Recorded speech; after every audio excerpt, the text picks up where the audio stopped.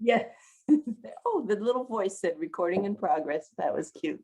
So this is the July deep summer recording about what the packets are going to look like. It's an overview, very simple.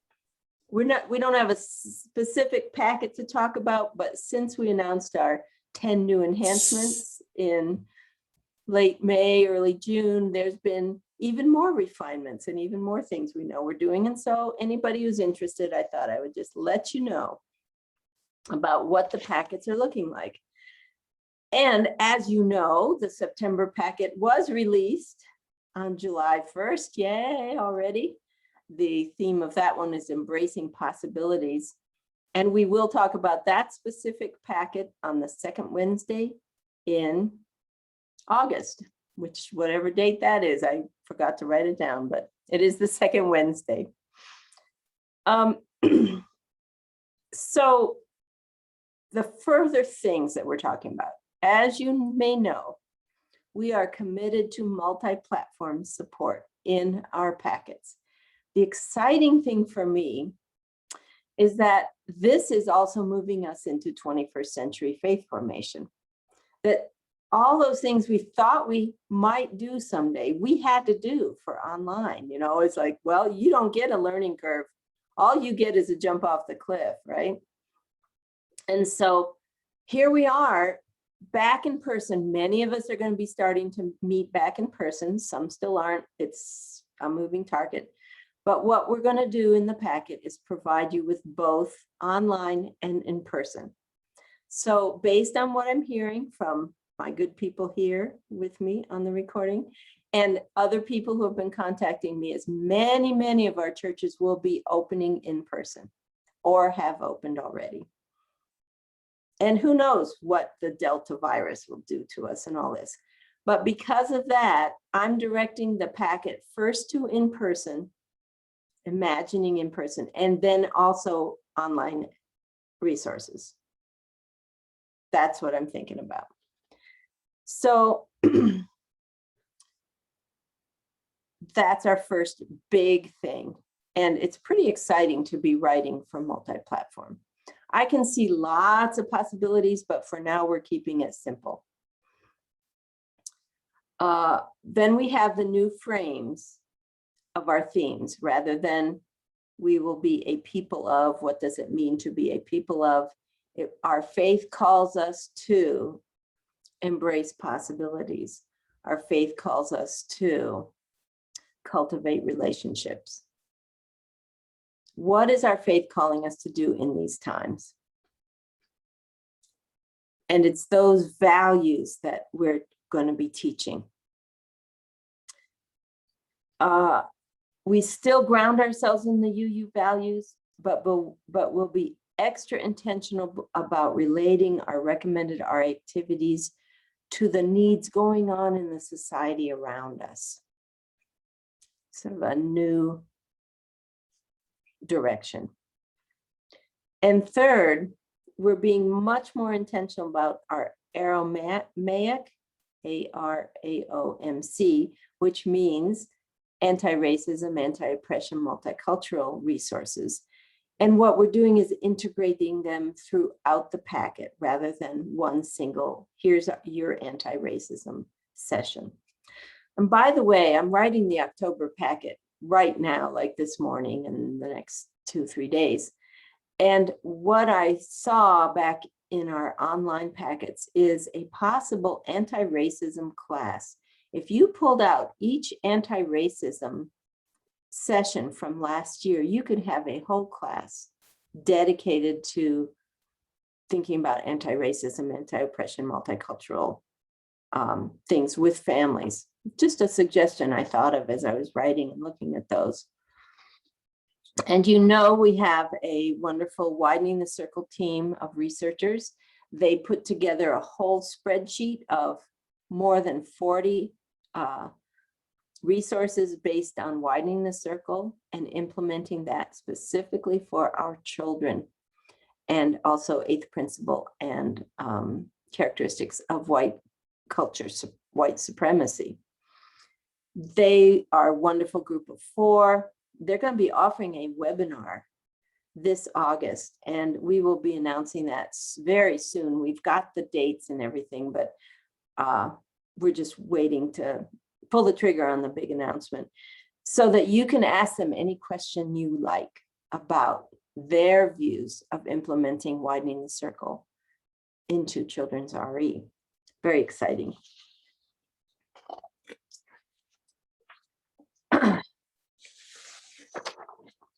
I printed on both pages. We're getting more serious about stories because we got so much feedback. We want for all ages stories, we want wisdom stories.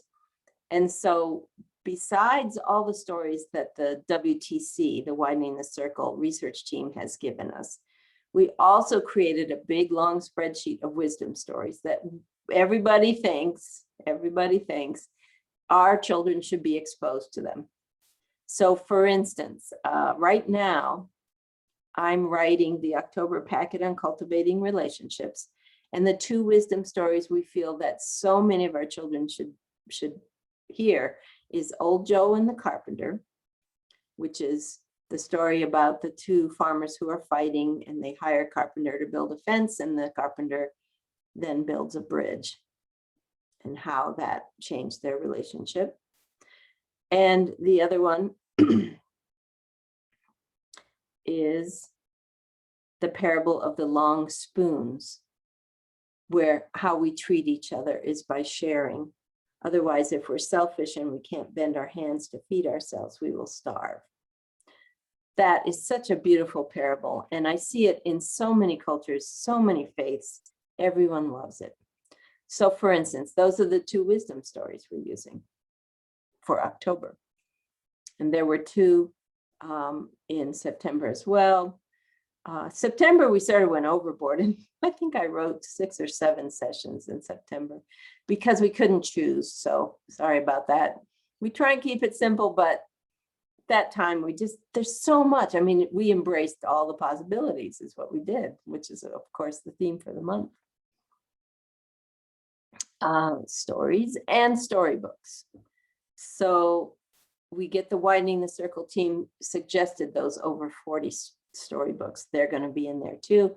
And then at the end of the packet each month, we're going to add a big fat section on all of these things. Now, maybe I didn't use but 2 of the 5 different wisdom stories that we thought of for the month. Those will be in the For All Ages, all 5. So there'll be a ton of extra resources, just the story, just the wisdom tale, just the widening of the circle, suggestions that we didn't use for that month. And then we've simplified our session structure. So we used to have introduce it, the story, tell it, meditate on it, explore it. We now have one single and larger explore it section, and then 2 other sections. So the first section is introduce it, which is your Wonder Box object lesson. The second part will be the story, the tell it. The third part will be the explore it. We simplified that so that we're not always having to come up with a meditation that may or may not be even appropriate. It's sort of like, let's put in a few meditations throughout the packet, but not have to have one every time if it doesn't fit. So the thing we did add was the light it section, which is the chalice lighting. It's sort of a standardized, here's where to find chalice lightings. There's 4 suggestions. One is the worship web, there's the link. One is some of the tapestry of faith, chalice lightings. This was because of that Zoom meeting we had where we had several people say, well, where do I find chalice lightings? Then I always put in, use your own congregational chalice lighting, because that way, when you get together as a multi-generational group, you will know the same chalice lighting. So if there's one that goes along, use it. And then I just threw in an extinguish it section because we so often forget to extinguish the chalice. I mean, it's like the last piece of it. Oh, there it's still lit and I'm leaving the room. I better shut it off, you know. But I thought, well, let's make this part of the ritual. And I've always done a chalice lighting. That's this chalice lighting, chalice extinguishing, using a snuffer when I used a real candle. So many of us are using the LED candles now. It may not be appropriate, but the kids love that snuffer. And to appoint the snuffer was a big deal. Anyway, so I put that in too. So there's your 4 sections of each session now. Light it, introduce it, tell it and talk about it, explore it. Because we want it to be simple and smooth, since yet again, we're implementing a new type of RE, which is multi-platform. So we're keeping it simple.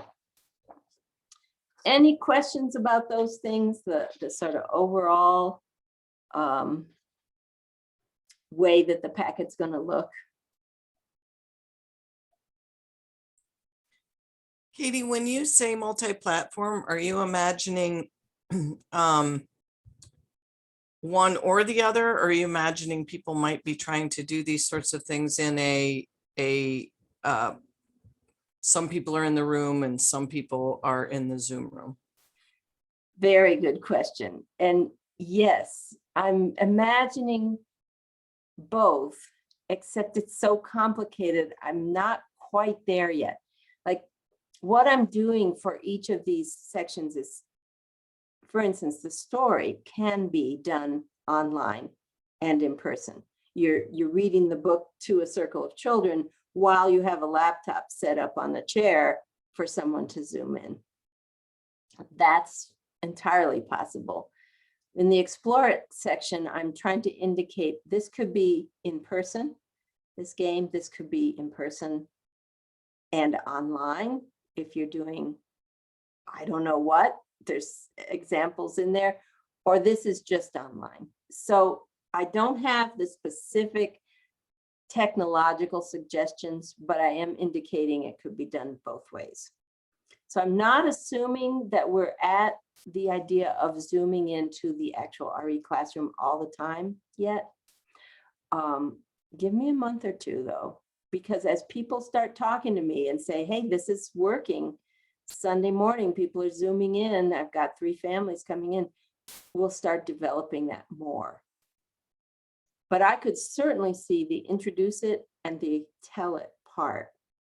So the Wonder Box and the story being both in person and online very easily. Does that help, Jenny? Yep. All right. Any other questions? Okay. Then that's what they're looking like. I don't want to go into too many specifics about September because that's coming next month. I did want to mention all of the 10 new RE enhancements just to go over them quickly.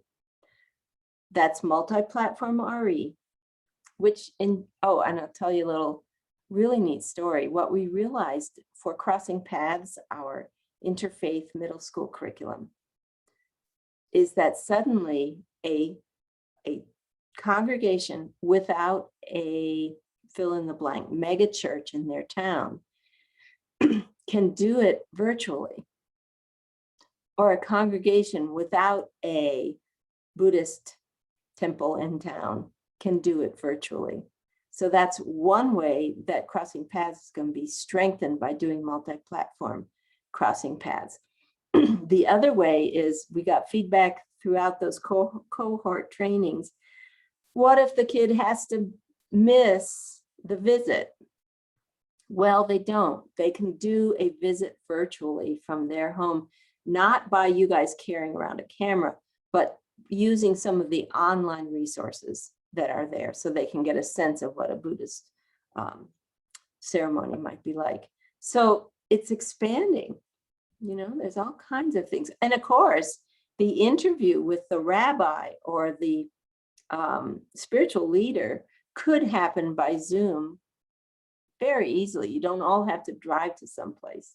So in terms of crossing paths, multi-platform is getting really exciting. I mentioned increasing the anti-racist, anti-oppression, multicultural resources. We're very excited about that. Integrating them so they're not in one place, but they're throughout. Although I am indicating each of the WTC research team suggestions with a double dot, double star, and then I write why they chose this specific resource. Does it have to do with beloved community? Does it have to, you know, all these things. I'm going to increase the amount of wisdom tales, expand the For All Ages resources. So that's going to be also science demonstrations, role plays, all the things you've seen up there in front of everyone for family ministry. Song for All Ages, which came from a wonderful curriculum module I led in De Benneville Pines in California. They came up with the Song for All Ages, and I thought that was really sweet. And it's something the RE director doesn't have to do, because then maybe the music director can do the Song for All Ages. We're continuing our body-based and movement-based meditations. Those, when I put in a meditation, it's going to be trying to be movement-oriented. The little ones packet is going to be really for little ones. We got it a little bit older for online, and we are going to make sure we get that for the pre-K first grade graders, age appropriate.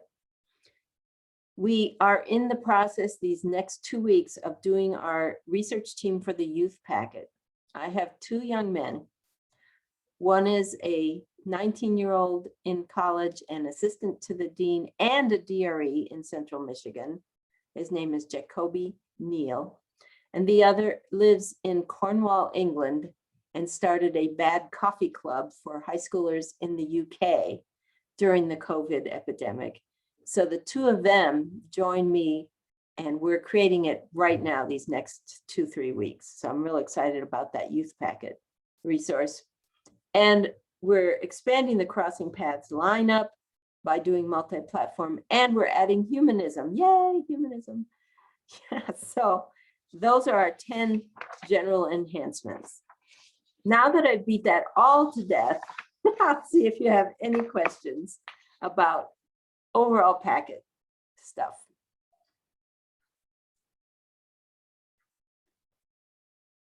Oh, and I didn't check the chat box. Okay. We have some cute comments. I wanted to share with you a little line from William Carlos Williams, one of my favorite poets. In summer, the song sings itself. This is all I had to say. If we're done here, I'm going to stop the recording and I'll be on for whatever questions and chatting we want to do in a moment.